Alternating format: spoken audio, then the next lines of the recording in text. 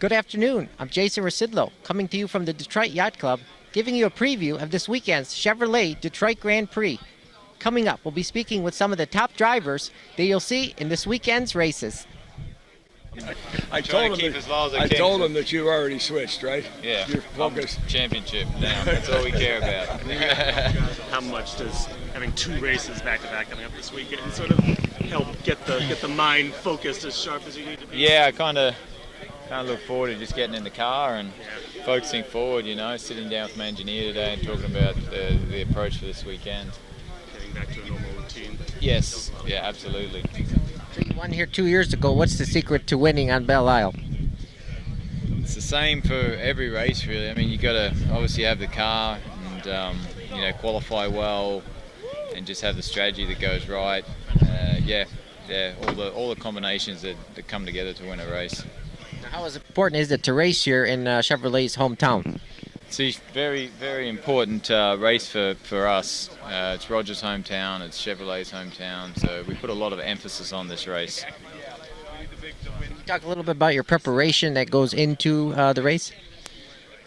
Yes, we come straight off the 500, so the crews have to work very hard to switch the cars over for a road course, and it's a lot of work. It's the most grueling part of our season. How excited are you for this weekend here on Belle Isle? Belle Isle is always a great place for me. It brings great memories. My first win ever was here in Belle Isle, so I'm excited to. This is the first time I'm going to be driving the Acura Team Penske, and it's a new beginning. How do you think it will be different than in the past? Well, we have a roof on top of our heads, so the car's a little bit. Well, the car's actually the same size, but every time you have a windshield, you have a roof. It's definitely going to be a little bit different than I used to. Oh, okay. Have you had a chance to practice on this course yet? No. Not yet. Okay, very good. And can you talk to me about what happened at Indy? I understand it was a little bit of a crash. Yeah, unfortunately, it was a very unexpected scenario. We just coming out of the corner, the car just overturned. I guess it was a combination of little details that probably created a perfect storm for us to spin out. Oh, okay. And as you stated earlier, you won here in 2014. So what's the keys to winning here? I won here many times, and the reason for you to win here, you gotta be, stay out of trouble. This place is obviously challenging, not only for the drivers but the engineers, and just gotta stay out of trouble. You'll be there. All right. And how has your week been here? Did you participate in the bike ride yesterday and everything? I was throwing the green flag and the checkered flag, so it was great to see again for the third or fourth time in a row. I've been doing that. It's great to see everyone exciting about not only having the Grand Prix here, but also a slow roll around the Belle Isle. And quickly, talk about being in Roger's backyard here in Detroit. Home of the Motor City, all the automakers. How does it feel? Yeah, it's great to be in a moto town, and obviously it's an important race when you have a good result. All right, thanks so much. Thank you. Thank you. You said that you've been here before, so how did it go in the previous time? Good. I mean, I've been on the podium a lot here. Finished second and third. Last year, had a little accident trying to pass for second. That was the first year that Lear was on board, so still have to bring home a podium for them. And it'll be good because the last race that we had in Perth, I took the victory, so hopefully I can keep that momentum going here. Oh, wonderful. Can you talk a little bit about your time on The Bachelor? Yeah, I mean, it was a great experience being the Bachelor, but this is where I'm most comfortable, obviously, at the racetrack. And it's been awesome. Lauren's been able to come with me to a number of races, so she's here this weekend rooting me on as well as her family. Wonderful. So will she be sitting in the pit box or on the grandstand, or where do you think she'll be? I think she'll be in the chalet with the Lear folks, and she'll have a great front row seat because we have two really big jumps on the front straightaway, so she'll be right where the action is. Oh, wonderful. Now, a lot of our viewers are probably wondering about the wedding. Can you give me any details on that? Yeah, we're getting married January 12th in Maui, and so we're excited about that, and we're full force on wedding planning right now, getting everything together, getting the guest list together, so we're excited. Do you expect that to be televised in any fashion? No, but I'm sure we'll post some stuff on social, just for fun, but no, nothing on TV. Now, I read, now correct me if I'm wrong, you might be guest appearing on one of the new shows coming up? You'll have to wait and see. I think that's the standard answer, in Bachelor Nation. But yeah, I wish Becca a lot of luck. I didn't catch the premiere, but we will probably end up watching a few episodes. And you've been on both shows, correct? You've been on Bachelor and Bachelorette, is that correct? Correct. Yeah, I was on Bachelorette a number of years ago, probably 5 years ago, and then The Bachelor this year. Oh, okay, interesting. So how does that work? Does somebody just call you and say, hey, do you want to come back on, or do you have to apply, or what did that process like? Yeah, no, they reached out to me and they thought it'd be a good fit, and the timing of my life was perfect at the moment. And now, I'm happily engaged, so I'm really happy it worked for me.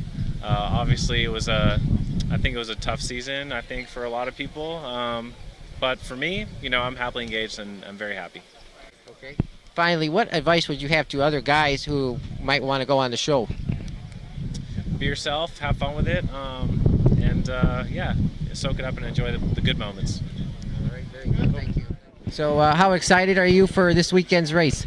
Yeah, very excited. I mean, we've had a great history here. We've won 5 out of the 6 races here at Belle Isle in the past, so we've had a lot of success. Last year was the first year we had the Cadillac here, and for us, it's the backyard for GM here at Belle Isle. You can see the GM World headquarters there with the Renaissance Center. So for us, it's a home race. It's a big race for them, so they always put a lot of pressure on us to win this one. So I think we're coming in with a lot of momentum and should be, battling for the win.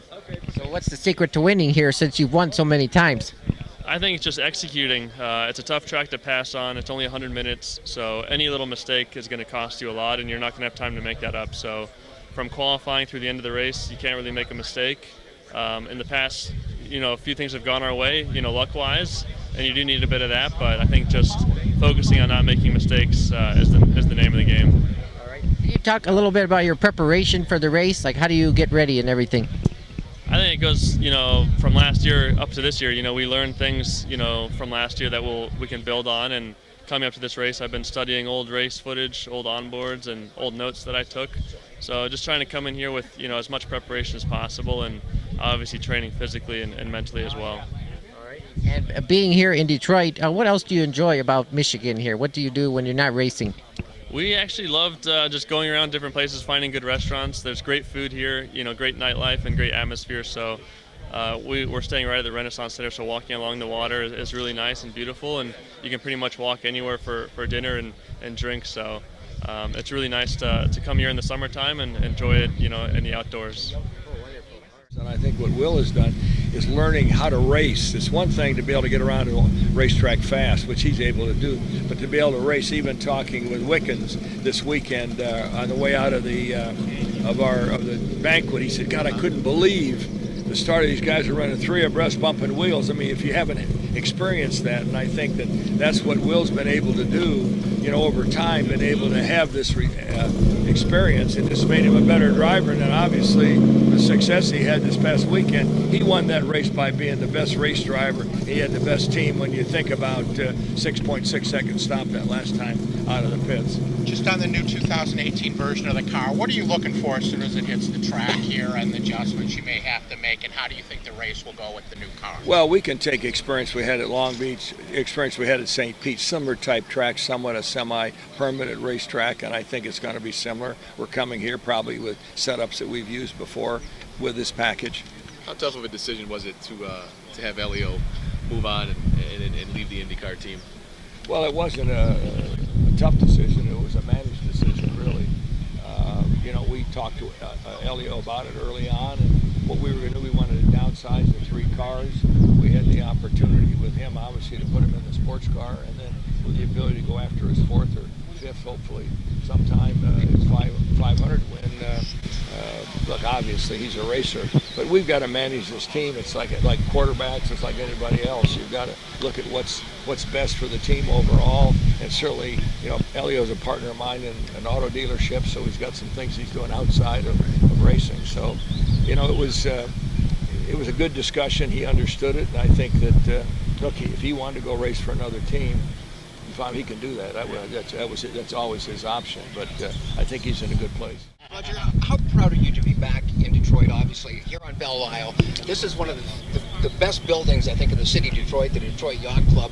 But to be back, the resurgence, a week or so ago, the media, we were at American Axle, the resurgence, the rebirth. I know it's gone through some tough times, and you're a big part of bringing Detroit back. Well, You know, I think the city of Detroit is on a roll. You know, we had the Super Bowl back in '06. I think that made a statement that the city is a great city, and we had a showcase event. The chance to bring the race back with the support of Chevrolet and General Motors made a huge impact, and just the commitment to this race. If you look at the corporate commitment, there's nothing like it across our series, because they want to see the city be successful, and the economic impact that we'll bring to the city will be key. But you know, to come here, Detroit Yacht Club, an iconic place, is amazing. Just driving in here to see what's going on. I know we have some people that don't like us here, but that's unfortunately, maybe they don't see what we're trying to bring back. But that's always in life, you deal with those things. But to me, this race, the city, the commitment by the private sector, the foundations, you know, the Illiches, the Gilberts, and the Kresge's, and all these people, you can name them, have just made a huge difference. And the mayor, you got to give him a huge amount of credit. I mean, he's a quality person. I worked with him when he was at Detroit Medical Center, when he was the CEO. He knows how to get things done, and he's communicating within the neighborhoods. I think the big thing we have to do now is work on education for these young people here, to try to be sure they have an opportunity to live in a life in the future, and we need to provide that as private citizens, and I think that's one of the big impacts that we have to make here in the next few years.